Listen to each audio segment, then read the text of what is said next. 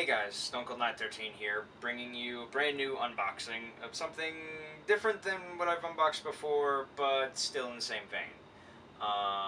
What I've got for you today is the GTX 1080 Gigabyte Extreme Gaming WaterForce Edition. Um, if everybody remembers when the 980 came out, Gigabyte released not only a liquid-cooled version, but they also released the 980 WaterForce 3, whatever. It was that crazy $3,000 setup with the big water cooler on top big box for the rads on it, and you got three 980s in it, and crazy shit. This sort of the same thing, but it's just one card. But it's the GTX 1080, the new Pascal-based graphics card. It is the latest and greatest in whatever. I'm not good at this shit. GTX 1080, awesome card. It's got a base clock in gaming mode of 1750 megahertz, and then a boost clock of 1838, something like that, in gaming mode, and then in OC mode, both of which are controlled in the Gigabyte control panel. It's got a base clock of 1784 and then a boost clock of 1936 megahertz, which is insane for most modern graphics cards. And I mean, it's got 8 gigs of GDDR5X memory, which for most graphics cards, most gaming is way overkill. And I mean, there's no reason anybody should buy this unless they want the absolute craziest card on the market right now. There's 3 water-cooled cards on the market right now, as far as the 1080 is concerned. One from Gigabyte, one from MSI, and one from EVGA. Gigabyte is known and trusted in the industry, so I went with the Gigabyte card. Here it is. I'll give you a little tour of the box. The back, pretty cool. It's got some basic information. It's pretty much just what they show you on their website, but on the box.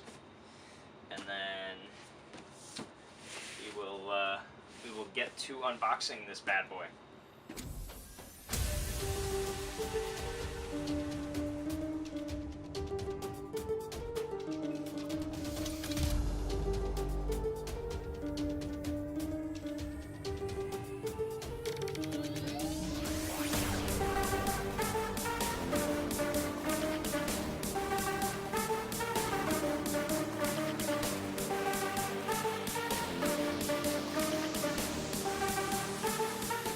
So we're going to get to the actual unboxing of the GTX 1080 Gigabyte WaterForce VR ready crazy shit.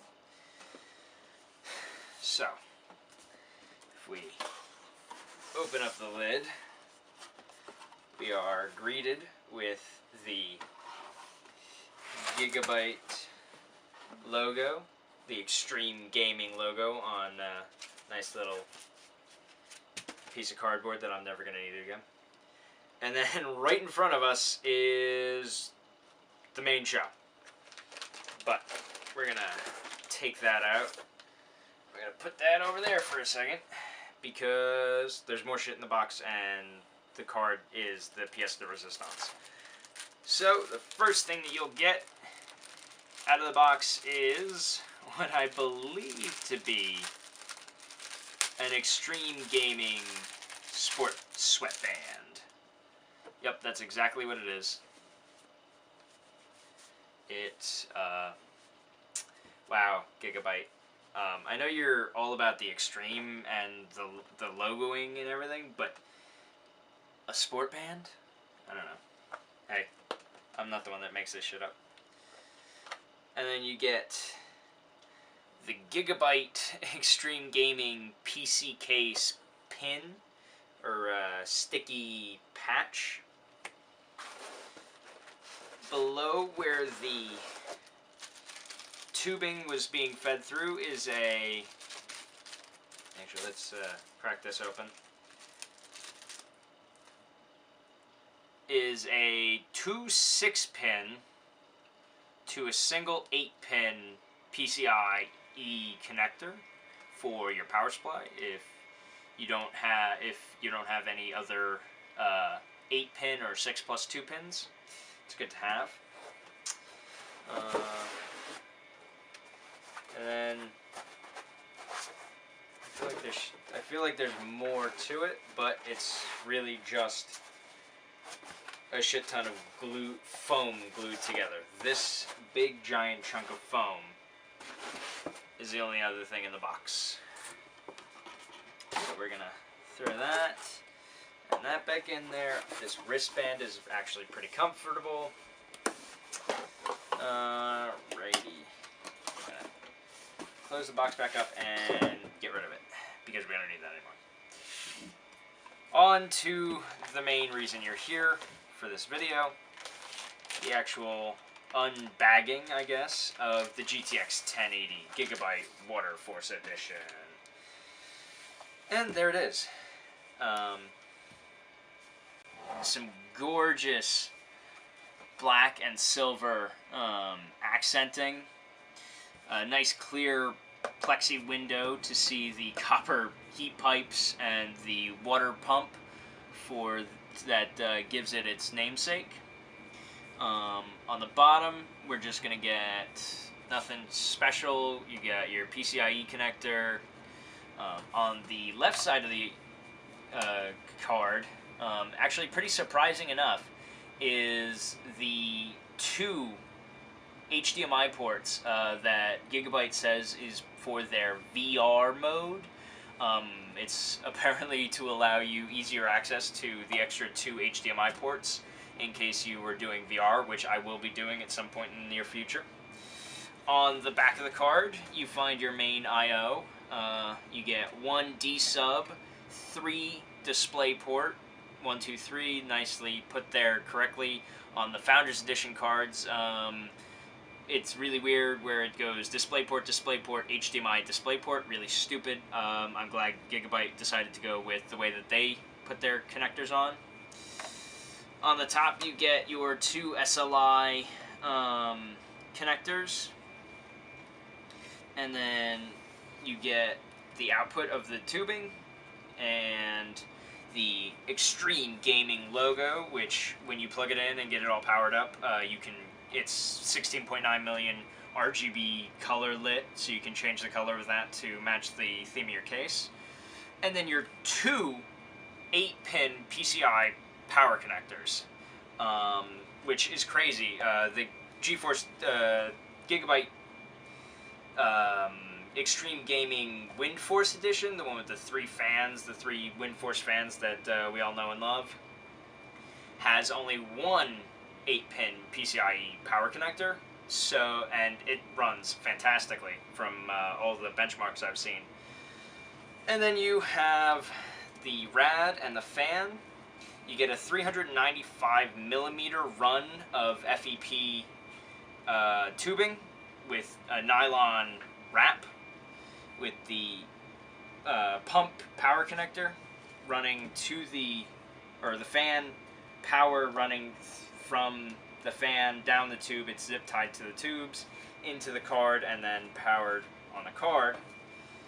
And then you get the single 120mm rad with a Gigabyte double ball bearing fan, 120mm fan, to cool it.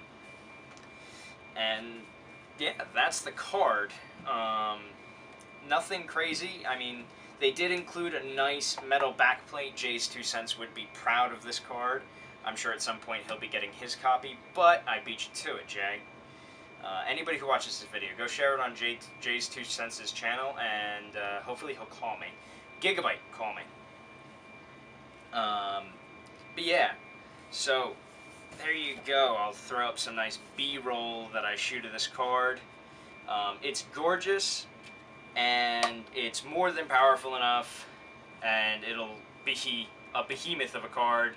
And when I get down to overclocking it in the rig, nothing will beat it. And yeah, so enjoy some nice B-roll and music.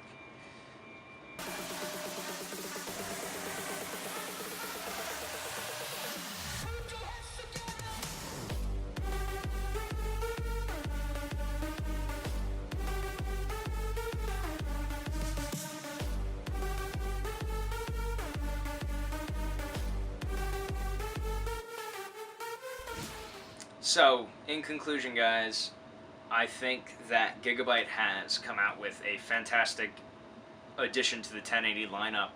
Hopefully I'm not disappointed by a 1080 Ti coming out anytime soon, but they just talked about the notebook 1080s and 1070s that they're doing right now, so hopefully a 1080 Ti is nowhere near release, so that I can enjoy being top dog for a little while. Physically, I think Gigabyte made a fantastic card with enough ports to chuck a horse, or an HTC Vive for that matter. The only gripes that I have with it is that I think that the run of tubing is a little too short. I was going to put the card into a Thermaltake Core P5, and that ain't going to happen because the tubing just will not reach. Even on the P3 it would be a bit of a stretch, the P3 being the smaller of the two wall-mountable chassis. But other than that, the nice nylon braided tubing with the aluminum rad with the double ball bearing fan. I just spin the fan, you know, with my fingers, and it really feels like it's putting out a lot of air. The metal backplate is gorgeous and absolutely a fantastic thing to have. And I'm sure if Jay's 2 cents gets his hands on one of these cards, he's going to be floored by it. Yeah, there's no gripes I have with the card. The only thing that I've yet to see that could possibly make this a negative video, and I will put it in the description, or I'll put an annotation in the corner of the video, is that I believe that there's a possibility that I might have a bad card. I've heard reviews and testimonies that Gigabyte might have just put out, it might just be a one batch issue of poor pumps on their cards where they are really loud and make some odd noises, but hopefully mine is it, because I ordered mine several batches after the reviews that had come in about the bad pumps. But in the box you get a 4-year extended warranty thanks to Gigabyte's Extreme Gaming or Extreme Care support. So if there is anything wrong with the pump or the rad or the fan or anything like that, I can just send it back. And it's wonderful that Gigabyte offers that coverage. You get a 3-year not extended, but you get a 3-year warranty from Gigabyte. And then if you register your product on their website, you get an extra 1 year of their Extreme Care service, which, kudos to Gigabyte. That's a fantastic deal. I'm more than happy that they included that in the box. But I mean, this card is absolutely fantastic, and I can't wait to get some benchmarks down. It's going into a case with a Intel 4790K Devil's Canyon i7 processor, 16 gigs of Corsair memory, and yeah, I mean, there's nothing else to be said about the system. It's a fantastic card. It retails for $760 US. Thanks for watching the video, guys. Leave a like, leave a comment, hit subscribe if you really like the video. I'm going to be trying to do more of this kind of stuff, unboxings, first impressions, reviews, that kind of stuff, as I get more exposure and, you know, I can reach out to different companies and ask them for review products. Yeah. Share this video. Sharing the video really does help because it gets me a little bit more exposure, and every time you share it, more people see it, and my exposure gets wider, and I can bring you different products, and I can upgrade the channel and, you know, get more into making these videos. And hopefully with this graphics card I'll be able to make more gaming videos, let's plays, let's have a go ats, and, you know, all that stuff in a higher quality. So hopefully you'll be getting much more content out of me very soon. So thanks for watching. Stone Cold 913 out.